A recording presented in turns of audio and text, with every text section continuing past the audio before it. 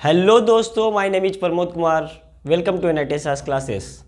आज इस क्लास के माध्यम से वेक्टर का नेक्स्ट लेक्चर स्टार्ट करने वाले हैं। इसका नाम है रिजोल्यूशन ऑफ वेक्टर्स, सदिशों का वियोजन। सदिशों का वियोजन हम किस प्रकार करेंगे और इसमें बताएंगे कि किसी भी दो वेक्टर को किस प्रकार मल्टीप्लाई कर सकते हैं, मतलब गुना कर सकते हैं। तो चलिए स्टार्ट करते हैं रिजोल्यूशन ऑफ वेक्टर। तो रिजोल्यूशन ऑफ वेक्टर का मतलब हुआ कि अगर मान लिया जाए, अभी हम बात करेंगे 2D का। 2D का मतलब हुआ द्विविमीय, द्विविमा का बात करेंगे। तो यहाँ पे मान लिए कि ये x है और ये y है। यहाँ से कोई भी पार्टिकल्स ओरिजिन से p डिस्टेंस पे गई, ठीक है। अब मान लिए कि इसका टोटल डिस्टेंस r है, तो इसका मतलब हुआ कि x में कितना गया होगा और y में कितना गया होगा। तो मान लिए कि x में ax गया है और y में ay गया है। तो रिजोल्यूशन ऑफ वेक्टर सदिशों का वियोजन लिखने का तरीका है कि r vector is equal to ax i का मतलब हुआ कि x डायरेक्शन में जा रहा है और y का मतलब हुआ कि y डायरेक्शन में जा रहा है। मतलब i यहाँ पे बता रहा है डायरेक्शन, मतलब दिशा को बता रहा है कि x में कितना चला है, x चल रहा है, और y में कितना चला है, ay चला है। तो ये पॉइंट जो हो गया ax और ay पॉइंट हो गया। तो इसका अगर r वेक्टर निकालेंगे, मतलब o से p के बीच की डिस्टेंस निकालेंगे, तो r vector is equal to axi और प्लस ayj। ये तब होगा जब 2D है, ठीक है।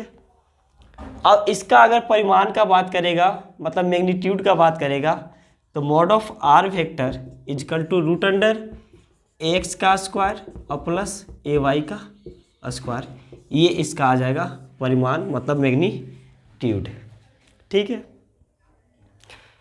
अगर कोई इसका थीटा का वैल्यू बोलेगा, तो मान लिया जाए कि यहाँ से थीटा कौन बना रहा है, तो जिधर थीटा होता है उधर कॉस थीटा।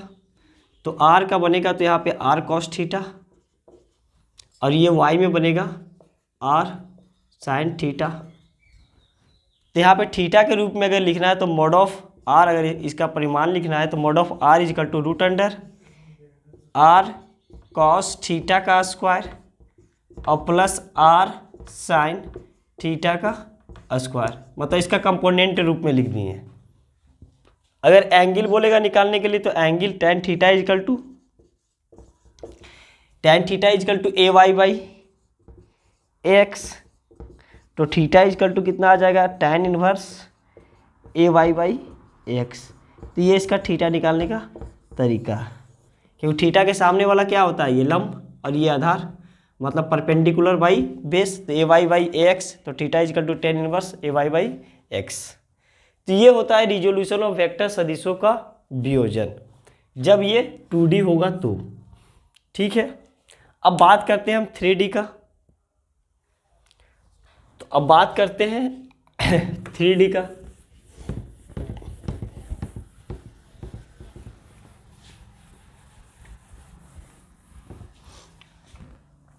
मान लिया जाए कि ये x है, ये y है और ये z है। तो 3D में कोई पॉइंट ओरिजिन से चला और P पॉइंट तक गया,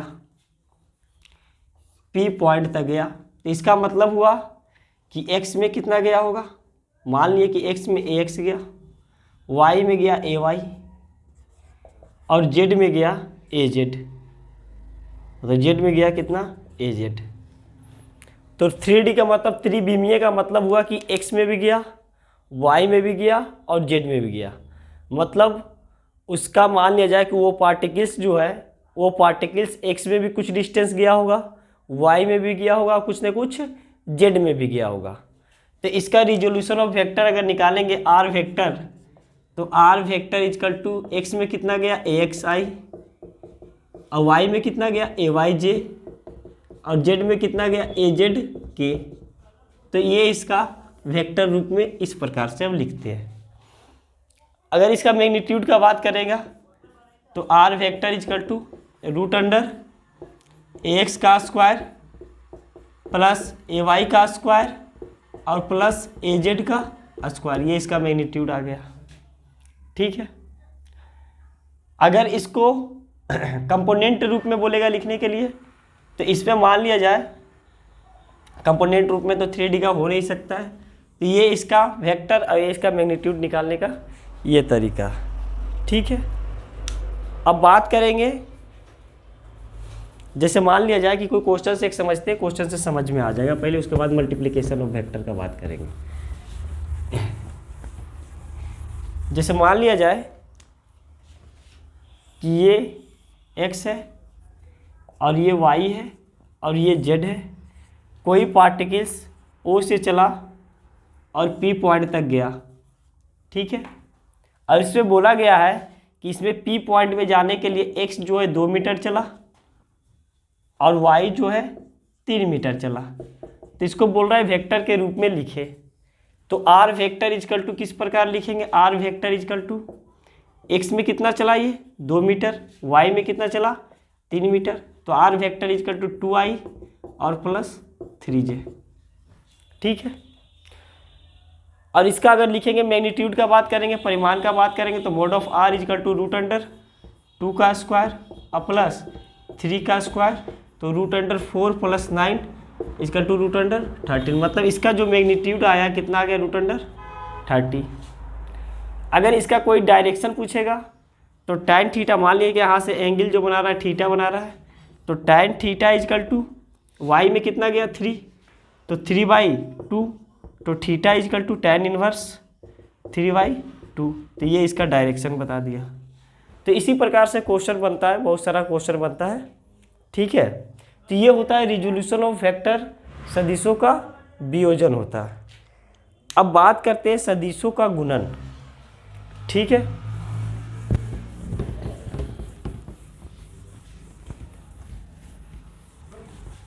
अब बात करते हैं सदिशों का गुणन।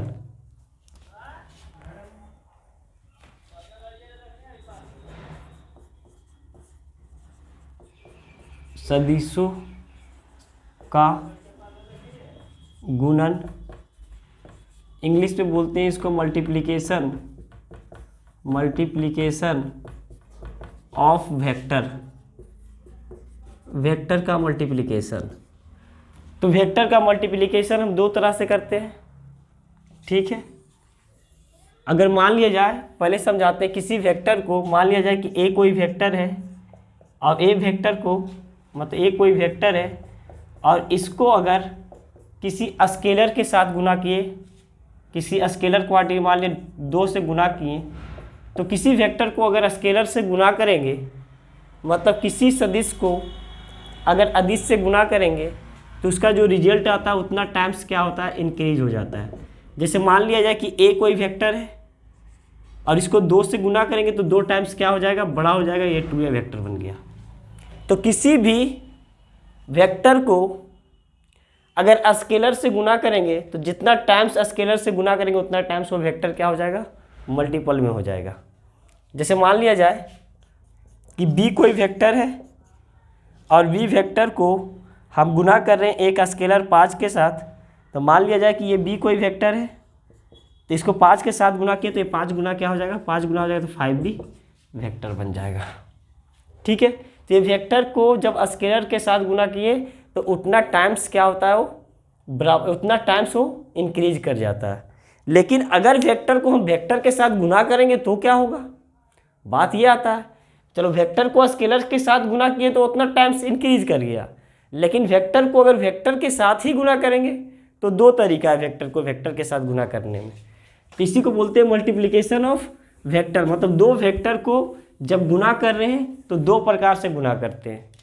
एक होता है, एक का नाम है, फर्स्ट का नाम है स्केलर डॉट प्रोडक्ट,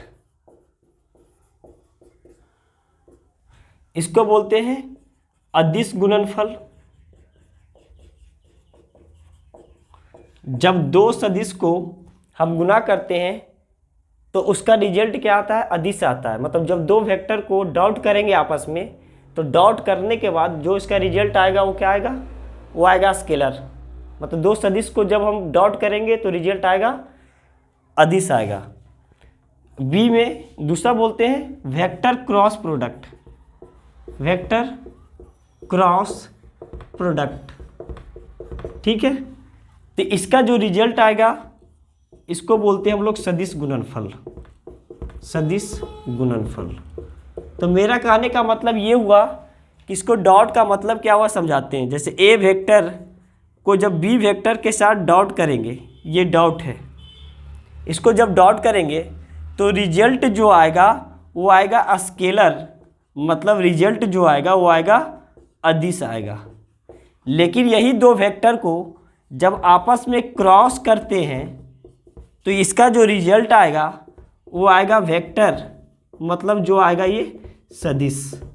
तो इसको अलग अलग प्रकार से हमको पढ़ना है कि जब वेक्टर, पहला दो वेक्टर को हम लोग क्या करेंगे, डॉट करेंगे, तो उसका रिजल्ट जो आएगा वो क्या आएगा, स्केलर आएगा। जब दो वेक्टर को क्रॉस करेंगे तो उसका रिजल्ट क्या आएगा, वेक्टर आएगा, ठीक है।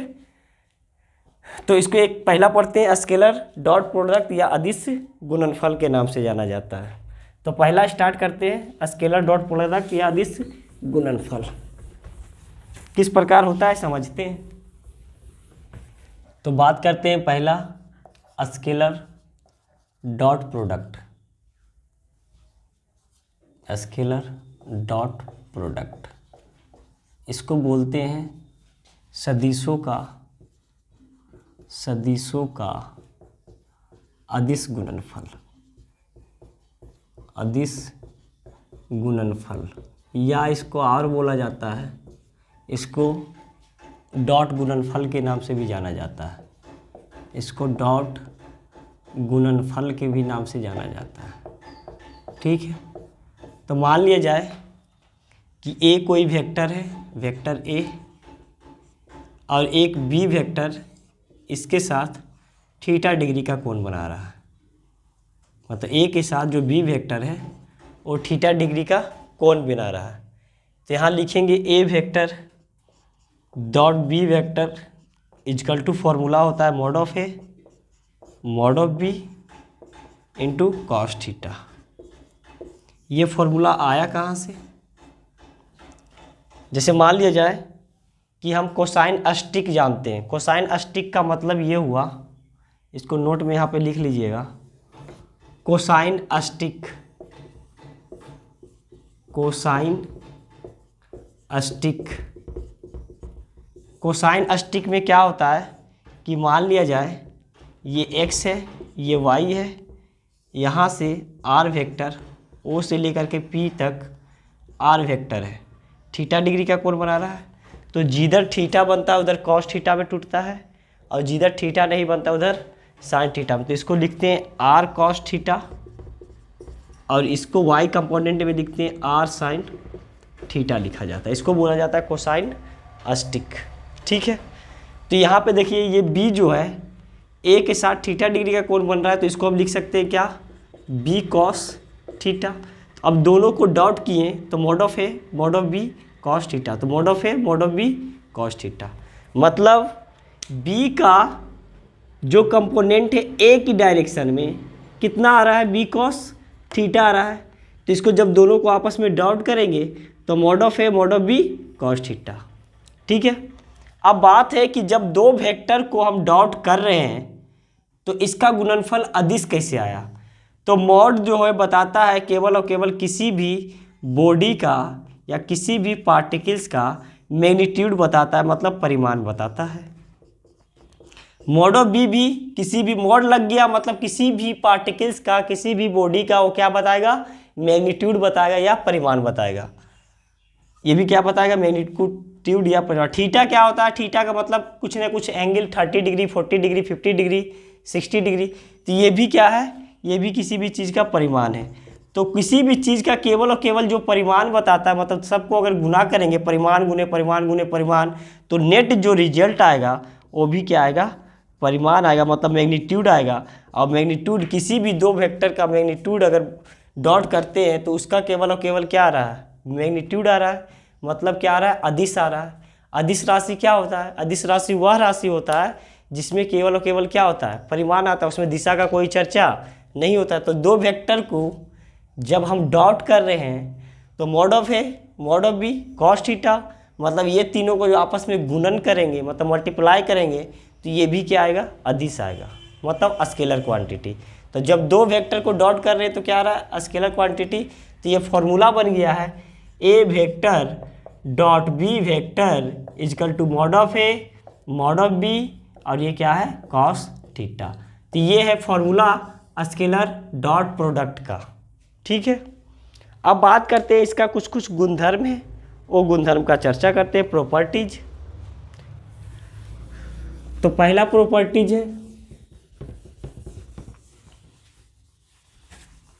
पहला गुणधर्म है इसका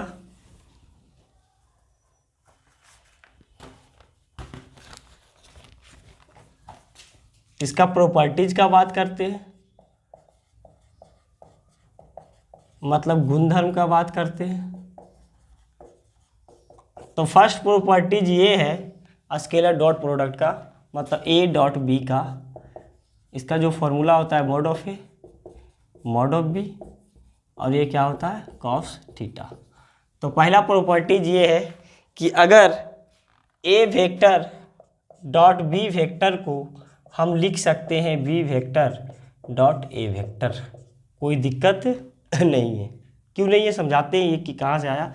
इसको बोलते हैं हम लोग कॉम्यूटेटिव लॉ बोलते हैं, इसको बोला जाता है कॉम्यूटेटिव लॉ के नाम से जाना जाता है। किस प्रकार लिखे समझते हैं।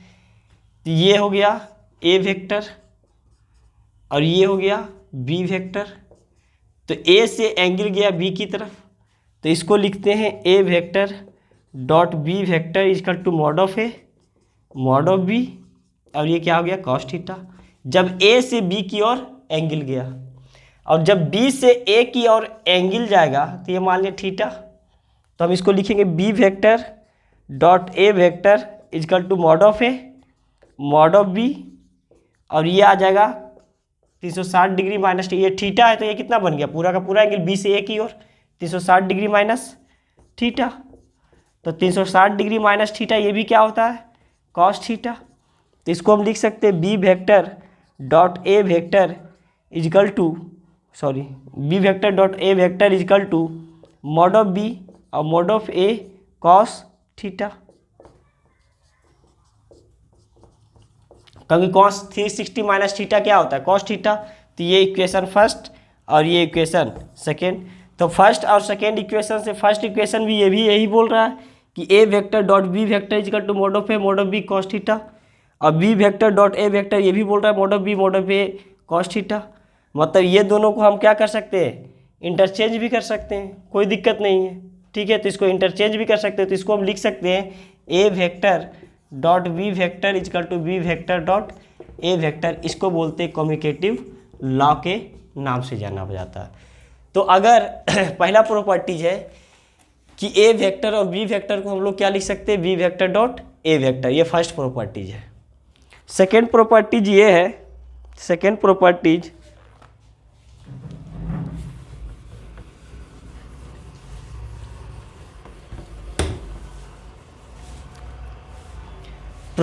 सेकेंड, ए वेक्टर डॉट कर रहे हैं हम B vector plus C vector के साथ, इसको हम डॉट कर रहे हैं, तो इसको हम लिखते हैं a vector dot B vector और प्लस ए वेक्टर डॉट सी वेक्टर। इसको इसके साथ गुना कर दें, इसको इसके साथ। इसको हम लोग बोलते हैं डिस्ट्रीब्यूटिव लॉ के नाम से जाना जाता है, डिस्ट्रीब्यूटिव लॉ के नाम से जाना जाता है। तो आराम से ए वेक्टर को बी के साथ और ए वेक्टर को सी के साथ, इसको डिस्ट्रीब्यूटिव लॉ बोलते हैं। तीसरा वेक्टर ये है कि अगर A vector dot B vector और दोनों आपस में ए वेक्टर और बी वेक्टर आपस में क्या हो, परपेंडिकुलर हो, मतलब लंबवत हो।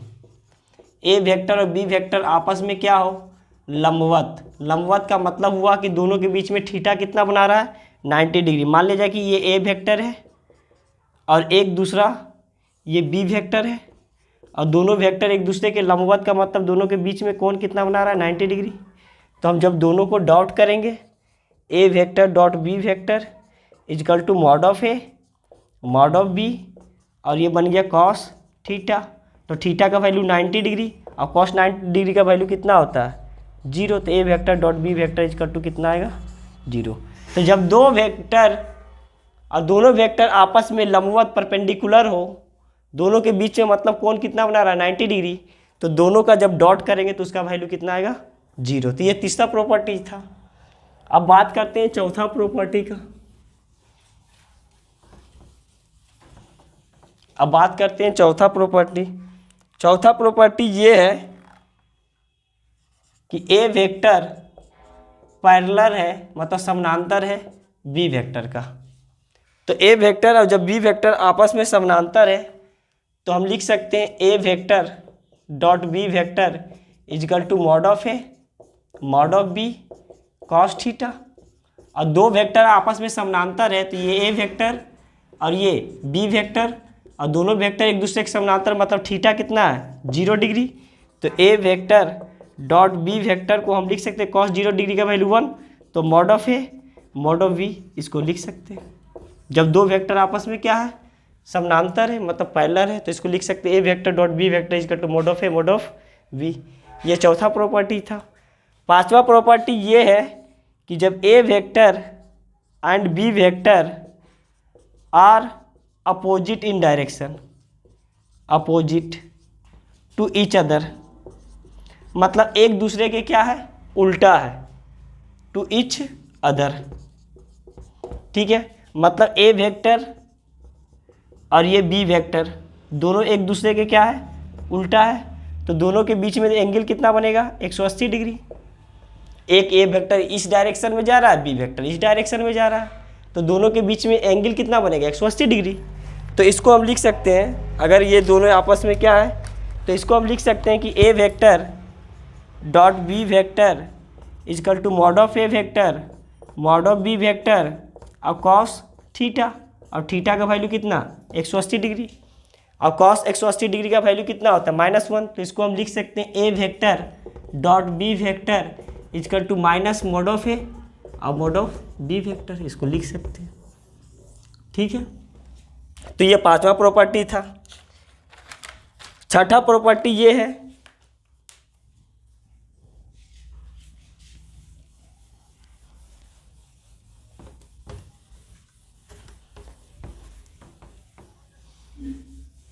छठा प्रॉपर्टी ये है स्केलर डॉट प्रोडक्ट का, कि अगर हम i को i के साथ डॉट करेंगे तो इसका वैल्यू होता है 1, j को j के साथ डॉट करेंगे तो इसका वैल्यू होता है 1, k को k के साथ अगर करेंगे तो इसका वैल्यू होता है 1, i को j के साथ अगर गुना करेंगे तो इसका वैल्यू होता है 0, j को k के साथ करेंगे तो इसका वैल्यू होगा 0, और k को i के साथ करेंगे तो इसका वैल्यू होगा 0। क्यों 0 होगा, क्यों 1 होगा, इसके बारे में हम समझा रहे हैं।